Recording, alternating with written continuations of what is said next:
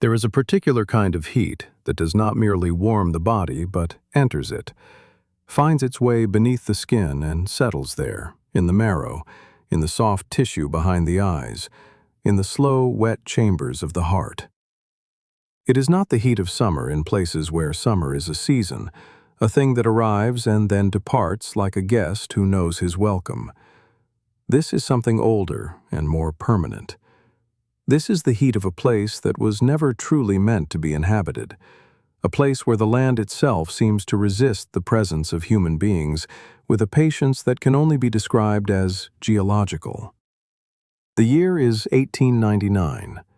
The place is a thin strip of sand and mangrove at the southern tip of a peninsula that juts into warm and uncommonly blue water, and the small city that has begun to arrange itself there, streets laid out in straight lines against the curving logic of the shore, wooden buildings raised on pilings above the flooding ground, is called Miami. It is 2 years old as a city. 3 years, if you count from the moment someone first drove a stake into the earth and called it commerce. It does not yet know what it will become. None of them do.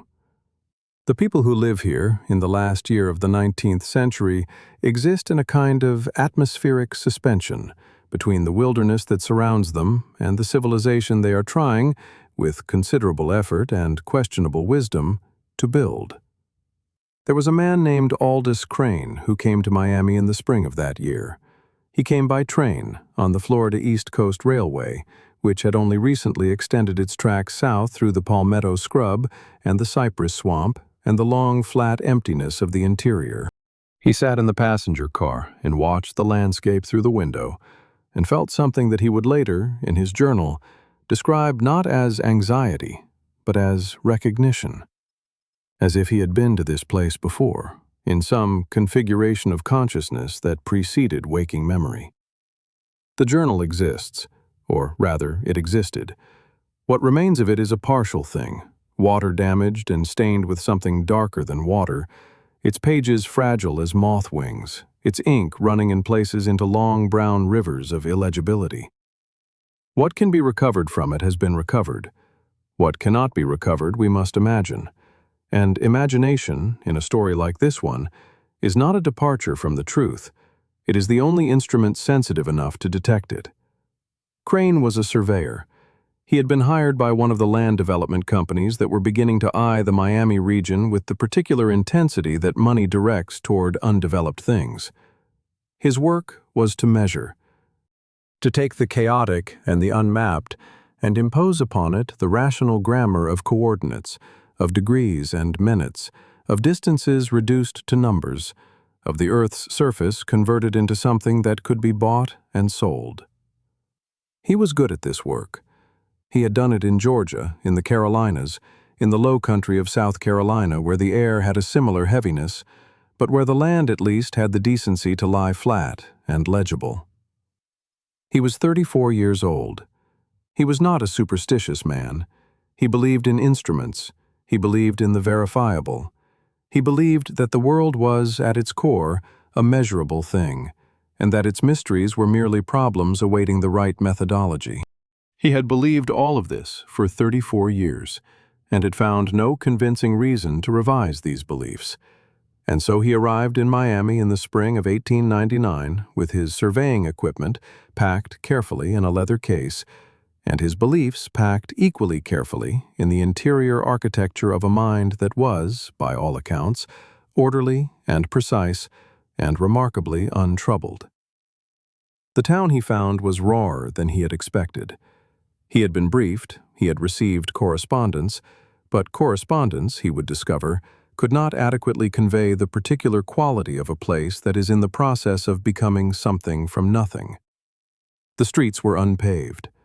Some of them were not properly streets at all, but merely the spaces between buildings, still threaded with the roots of mangrove trees that had been cut down, but not fully extracted, their root systems continuing their subterranean business regardless of what had been built above them. The air smelled of salt water and rotting vegetation, and the fresh-cut pine of new construction, and something else beneath these things, something organic and sweet and faintly wrong, like fruit that is turned in the heat. The bay lay to the east, Biscayne Bay, wide and shallow and intensely green in the morning light, with the long, low line of the barrier island visible in the distance.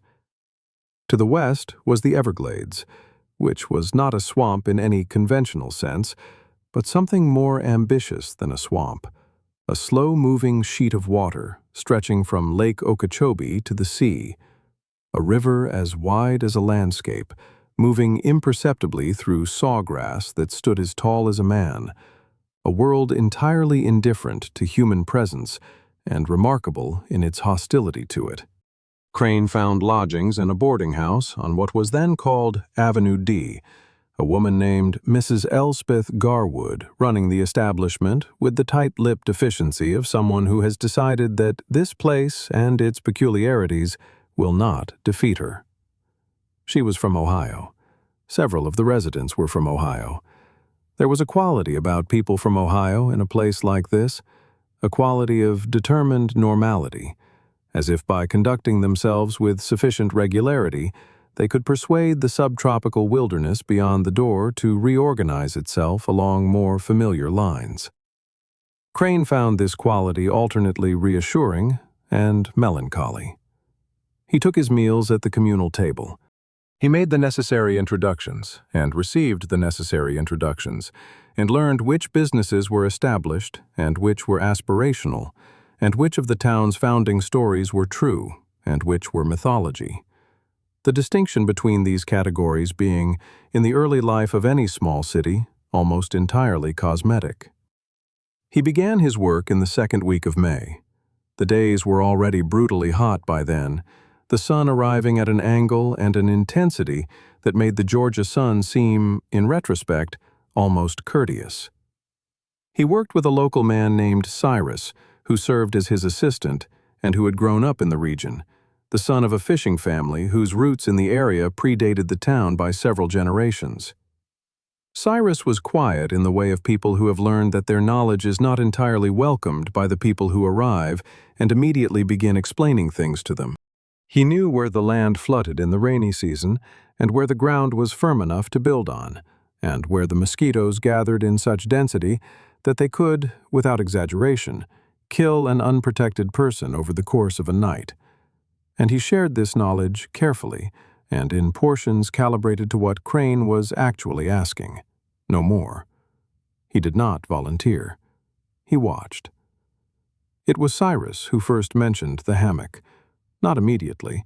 The word came into the conversation sideways, as significant things often do, buried in a practical observation about the survey boundaries and the question of whether a particular section of land to the northwest of the settled area was suitable for the purposes the development company had in mind. "There is a hammock out there," he said. He used the word in its local sense. A hardwood hammock, a dense island of broad-leafed tropical trees rising from the surrounding flatness, a kind of ecological anomaly, darker and cooler and stranger than the landscape around it, a place where the canopy closes overhead and the light comes through filtered and greenish, and the ground is soft with centuries of accumulated leaf debris. Crane asked about it in the professional capacity, whether it would complicate the survey, whether it was on the land in question or adjacent to it. Cyrus paused before answering, and the pause was itself an answer of a kind, though Crane at that moment lacked the attunement to read it as such. "It is on the land," Cyrus said. "I would not plan to stay in it after the light changes." Crane recorded this in his journal as a practical observation, a note about the difficulty of surveying in dense canopy conditions in low light. He interpreted it as the straightforward advice of an experienced outdoorsman about the difficulty of navigation in unfamiliar terrain after dark. He was a man who received information through the filter of his existing categories of understanding, which is not a criticism. Most of us do this.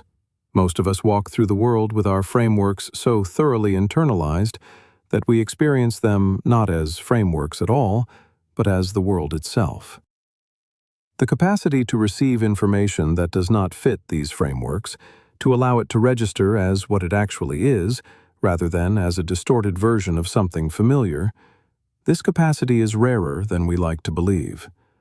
It tends to develop under conditions that are not comfortable. He went to the hammock on a Tuesday. He went alone because the survey work that day was straightforward by his assessment, a matter of establishing reference points from which later, more detailed work could proceed. He carried his equipment and a canvas bag with water and the journal and a small lunch that Mrs. Garwood had packed with the brisk impersonality she brought to all her interactions with her boarders. The walk from town took approximately 45 minutes, through terrain that transitioned from cleared and partly built-over ground to scrubland of saw palmetto and scattered pines, to an area of lower, wetter ground where the vegetation changed its character entirely, and the quality of the light became something that Crane's journal, in one of its more readable passages, describes as submarine. "As if I were walking not through air but through water," he wrote, "through something that had weight and resistance, and that moved around me differently than air is supposed to move." The hammock announced itself from some distance away. It rose from the surrounding flatness like something that had been placed there by intention, a dark mass of vegetation against the pale sky, its edges distinct where the canopy began, a clear and almost architectural border between the open scrub and the dense interior.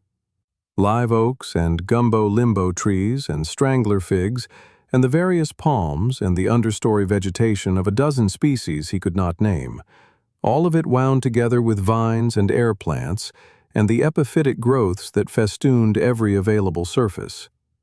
It was perhaps 15 acres in extent. Later examination of the records, or what records survive, suggests it may have been somewhat larger. Size is a difficult thing to fix in a place like that, where the density of the vegetation makes linear distance meaningless as a practical concept, and where the sense of interior space is governed not by the laws of Euclidean geometry, but by something more approximate and more disturbing. He entered at what appeared to be the most accessible point, where the vegetation was slightly less dense and a faint trace existed that might have been a path, or might have been simply a gap in the undergrowth that mimicked a path.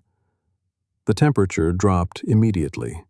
Not dramatically, not to the point of coldness, but enough to notice, enough to constitute a distinct environment rather than a gradation of the same environment. The sound changed too. Outside, in the scrub, there had been bird noise, the constant ambient biological noise of a South Florida morning, the calling and counter-calling of creatures going about their livelihood. Inside the hammock, there was a different kind of quiet. Not silence, exactly, but the bird noise was absent, and what replaced it was the lower frequency sound of the place itself, the settling of branches, the movement of air through leaves, a distant and sourceless sound that Crane would describe later as similar to breathing. Not the breathing of any one thing, the breathing of an aggregate, as if the trees themselves were participants in a respiratory process both collective and deliberate. He worked methodically. He set his instrument up and took his readings and wrote his figures in the small notebook he kept for field numbers, separate from the journal, more purely technical, less likely to allow the kinds of observations that were already beginning to form at the edges of his attention. He was perhaps an hour into the work when he first noticed the way the interior of the hammock arranged itself against his expectations of direction. He had entered from the east side. He had proceeded west and slightly south. He had a compass. The compass gave consistent readings. And yet the visual geometry of the place, the way the trees arranged themselves around him, the way the clearings within the dense canopy seemed to open and close as he moved, all of this produced in him the persistent sensation of moving in a direction other than the one his instruments confirmed. He trusted his instruments. He continued. The thing he found, or rather the thing that found him, because agency in these matters is rarely distributed as simply as we pretend, was in a clearing near what he estimated to be the center of the hammock. It was not dramatic in its initial presentation. It was a sound, or not quite a sound, a frequency.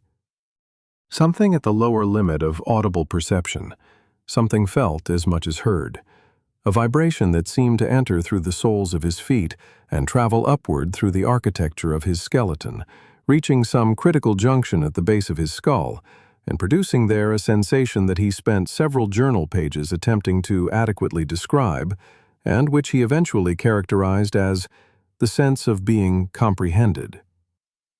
Not observed, not watched, comprehended.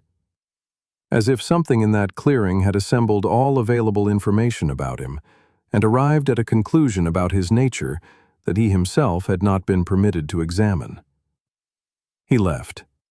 He left quickly, without completing the survey work he had set out to complete, which was, for a man of his professional standards, sufficiently unusual to note. He walked back toward town faster than he had come, not running. He was careful, in the journal, to specify that he had not run, but walking with a speed and a purposefulness that left little room for his customary observations about the terrain. He arrived at the boarding house before the others had sat down to dinner and ate his meal with a quietness that Mrs. Garwood noted and attributed, in the way she attributed most things, to the heat. That night he dreamed of the hammock. This would not be remarkable, except that the dream did not unfold in the usual dream logic of narrative scramble, of familiar faces in unfamiliar contexts, of the anxiety images that the unconscious assembles from the residue of the day. The dream was static. He stood in the clearing. The frequency was present, and from the spaces between the trees, from the irregular dark intervals where the canopy closed and the undergrowth thickened and the visible world terminated, something looked at him. He could not see it looking. He could not identify a form or a pair of eyes or any conventional visual token of observation, but the fact of being looked at was as absolute and as unambiguous in the dream as the fact of standing. When he woke, the quality of being looked at did not immediately fade. It remained with him through the morning, diminishing gradually, like a sound decreasing in volume rather than stopping, so that even at midday, sitting in the open light at his surveying table, he could still detect it at a frequency just below attention. He went back. Of course he went back. This is the thing about certain kinds of fear. They do not function as deterrents in the way that rational models of self-preservation would predict. They function instead as a kind of compass bearing, orienting the frightened person toward the source of their fear with a persistence that mimics desire so closely that the distinction between the two can become genuinely unclear. He went back the following Thursday, again in the morning, again without Cyrus, who had been assigned to a different section of the survey that week and whose absence Crane did not seek to rectify. The hammock was the same. Of course it was the same. And yet it was not entirely the same, in the way that a room in which something significant has happened is never entirely the same room afterward, having acquired a kind of memorial charge that persists in the atmosphere of the place, regardless of whether any physical evidence of the event remains. Crane moved through the interior with greater familiarity this time, recognizing certain trees, certain configurations of light and shadow, the particular angle at which a large strangler fig had wrapped itself around a dead oak, and was in the slow process of replacing it.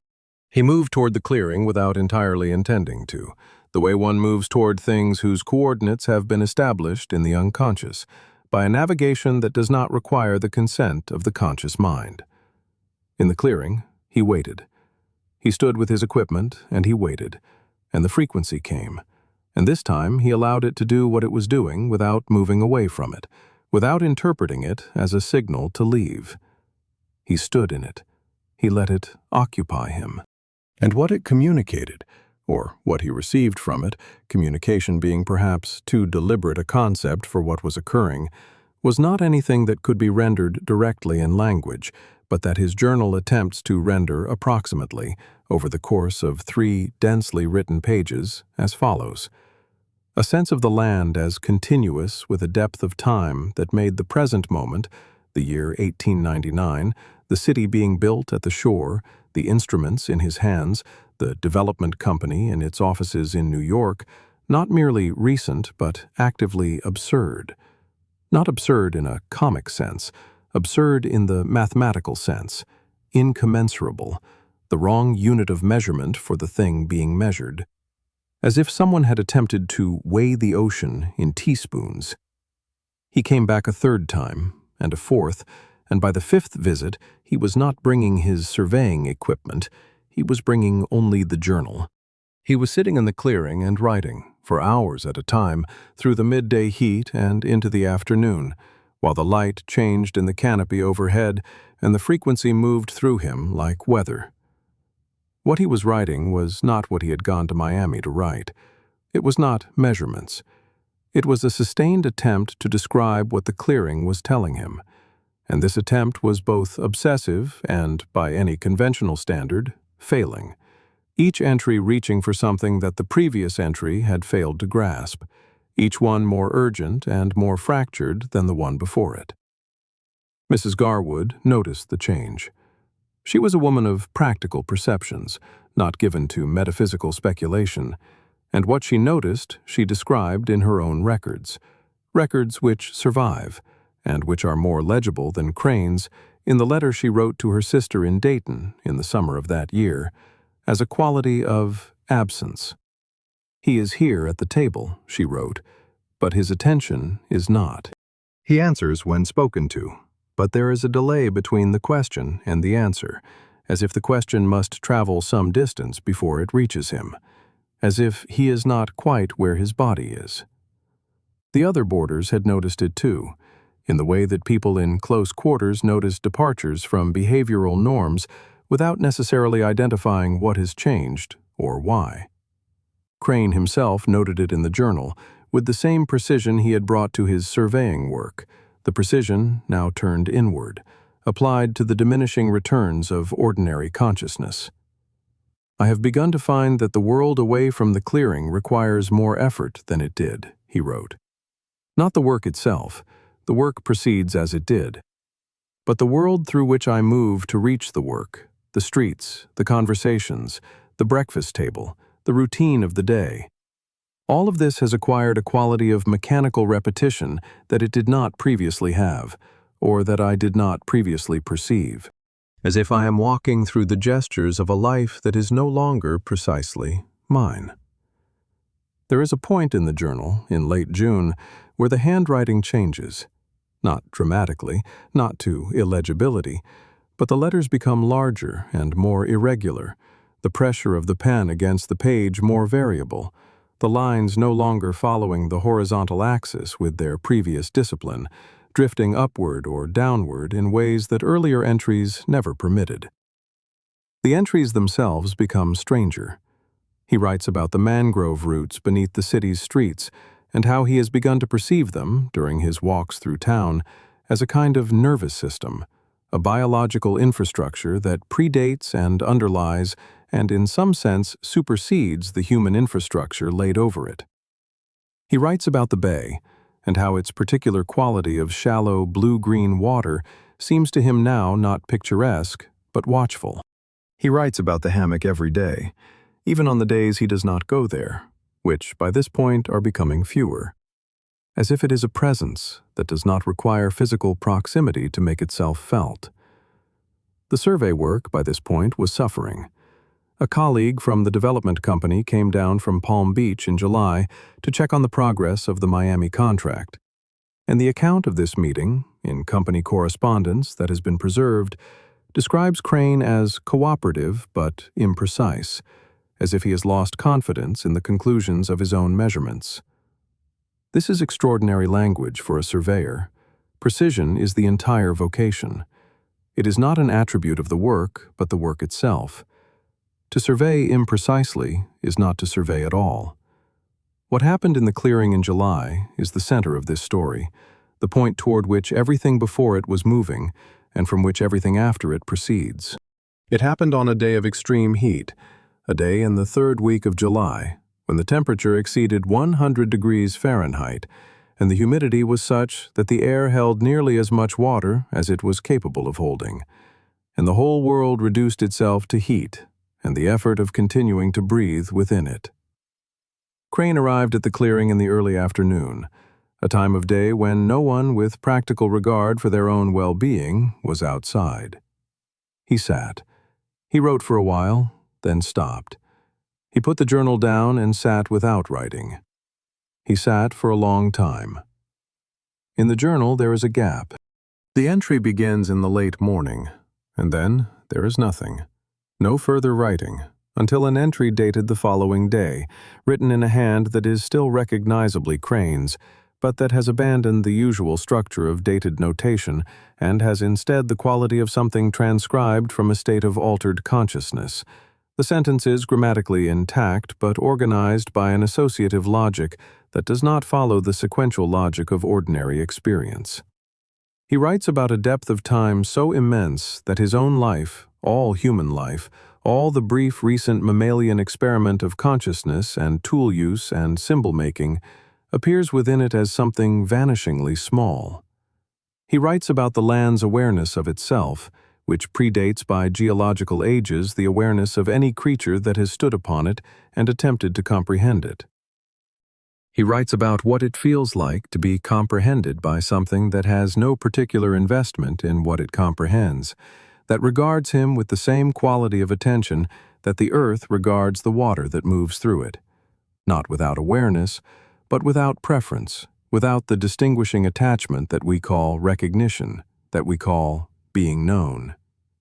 And here is where the story becomes most difficult to tell, because the instruments of narrative, event, consequence, character, the reliable machinery of cause and effect, begin to encounter the same problem that Crane's surveying instruments encountered. They are the wrong unit of measurement for the thing being measured. What happened to Aldous Crane in that clearing was not, in the conventional sense, anything at all. There was no visible event, no external transformation.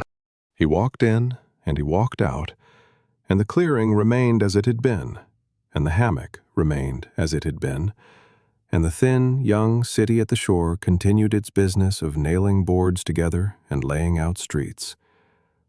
And yet something in the architecture of Crane's consciousness was rearranged in that afternoon, was shifted in its fundamental orientation, the way a compass shifts when brought near a sufficiently powerful magnet, still functioning, still capable of returning readings, but returning them from a different reference point, one that the mapmaker would need to account for, one that, if unaccounted for, would cause all subsequent measurements to be systematically wrong. He returned to work. He completed the survey. The numbers he produced were, as far as any subsequent examination was able to determine, accurate. He returned to the boarding house and ate his meals and answered when spoken to. He took the train north in September when his contract concluded. He wrote a report for the development company in New York that was professional and detailed and showed no evidence, in its technical content, of any disruption to the surveyor's faculties. He sent letters to his family. He continued, in other words, the performance of ordinary life with sufficient competence that those who encountered him saw no reason for alarm. But the journal continued. Through the fall, through the winter of 1899, through the early months of 1900, the journal continued, and in the journal there is a man who is not primarily inhabiting any of the rooms and cities and conversations through which his body moves. There is a man who is primarily in the clearing, who returns there in his consciousness with the same reliability that the migratory bird returns to its nesting ground, not because it decides to, not because it reasons its way to the decision, but because the coordinates are encoded in something more fundamental than decision. He writes about the clearing with a specificity and a constancy that makes the rest of the journal's geographical content, New York, the offices where he worked, the rooms where he lived, seem provisional by comparison, seem like the briefly occupied temporary structures they in fact are, while the clearing has the quality of permanence, of the ground truth against which all other locations are measured. The last full entry in the journal is dated March 14, 1900. It is one of the more lucid entries of the final period, written in a hand that has recovered something of its early steadiness, as if Crane gathered himself for this particular writing with a deliberateness he knew would not long sustain itself. He writes about the city of Miami, which he has not seen in 6 months, but which he has followed in the newspapers, noting its growth, its continued expansion into the land around it. He writes about what the development will eventually do to the hammock, the clearing away of the trees, the draining of the water, the imposition of the street grid over the biological geometry of the place. He does not write about this with anger or protest. He writes about it with a quality that is closer to sorrow, but is not quite sorrow, is something cooler and more fundamental than sorrow, the way an astronomer describes the death of a star, not unmoved, but moved by a recognition of scale that removes the event from the vocabulary of personal loss. He writes, "The clearing will not remember that it was a clearing. The frequency will not grieve its own silencing. The ground will hold what it holds, regardless of what is built upon it. I am the only instrument through which this particular grief is possible, and I am not a reliable instrument. I have not been reliable since July. I do not know what I measure now, or what I serve." After March 14th, there are pages in the journal that have been rendered unreadable, not by water damage, but by the pressure of handwriting over handwriting. Entries written and then rewritten on top of themselves, the accumulated ink so dense in places that the page has stiffened to the consistency of light cardboard, as if the need to write exceeded what any single layer of paper could contain. What can be made out from these pages, in the places where particular lines emerge above the general darkness, suggests that Crane spent the remaining weeks of his life attempting to complete a description that he believed was essential, and that he simultaneously believed was beyond his capacity to complete. He died in May of 1900 in New York. The official record says fever. This was not an unusual notation. Fevers were common, and the habits of official record-keeping in that era had a preference for the corporeal and the diagnosable, a preference that served the purposes of order even when it failed the purposes of accuracy. The people who found him described the condition of his room, which was modest and orderly in all respects except for one thing: the walls. He had been writing on the walls, not vandalism, writing. The same dense, layered, iterative writing as the final pages of the journal, though on a larger surface and with what must have been considerable sustained effort over a considerable sustained period. The content, as far as it was recorded, was continuous with the journal. The clearing, the frequency, the question of what it means to be comprehended by something indifferent to you, the question of what remains of a person when the familiar frameworks of self-understanding have been displaced by a recognition too large for the self to accommodate. Miami grew. The hammock was cleared. The streets extended over the ground where the live oaks had stood, and the strangler figs had conducted their slow, patient work of replacement. The land was drained, partially, with the kind of partial success that attends most human projects to rationalize the natural world. Enough success to make the project seem viable, not enough to make the underlying reality tractable. The city built on the reclaimed swamp and the cleared hammock and the filled-in bay edges grew into one of the largest metropolitan areas in the United States, its skyline eventually rising above the flat horizon in a spectacle of glass and steel and the ambition that glass and steel represent.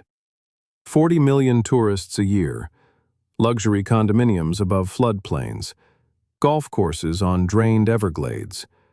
The full expression of the impulse that sent men like Crane to measure and map and mark out the land for the purposes of those who would arrive and buy it. The ground holds what it holds. The frequency does not grieve. Somewhere beneath the concrete and the rebar and the drainage canals and the carefully managed water table, the root systems of the trees that were cut down continue their subterranean business. Or rather, the ghost of that business persists in the physical memory of the soil, in the shape of the spaces where the roots were, the negative forms they left behind, the way the earth around them consolidated and then shifted in their absence. And somewhere, in some configuring of the information that the land retains, regardless of what is built upon it, there is a man in a clearing, a man sitting very still, not writing anymore, not measuring, just sitting with the frequency that moves through him, through the soles of his feet, through the long bones of his legs, through the soft tissue and the vertebrae and the architecture of the skull, and being comprehended, perfectly, completely, without mercy and without malice, by something that was here before us and that experiences our brief tenure on its surface with a patience so vast that our most extreme efforts to disturb it register as nothing more than weather, as nothing more than the particular quality of a single afternoon's heat, as nothing more, finally, than a sound that was always there, beneath the traffic and the voices and the music and the machinery of an ordinary day, beneath everything we have built to make ourselves feel that we are the ones doing the measuring.